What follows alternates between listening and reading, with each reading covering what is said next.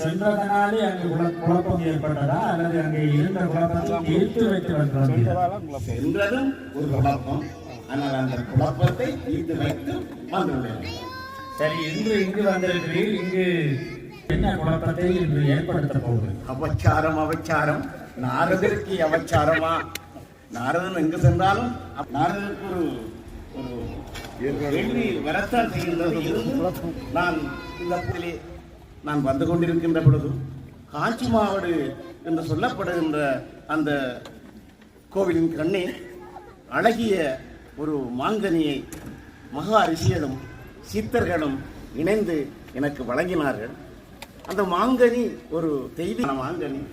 அந்த மாங்கனியை உண்பதால் மிகப்பெரிய அற்புதங்களும் நிகழும். ஆனாலும் அந்த மாங்கனி சாதாரணமான மாங்கனி அல்ல, அது ஒரு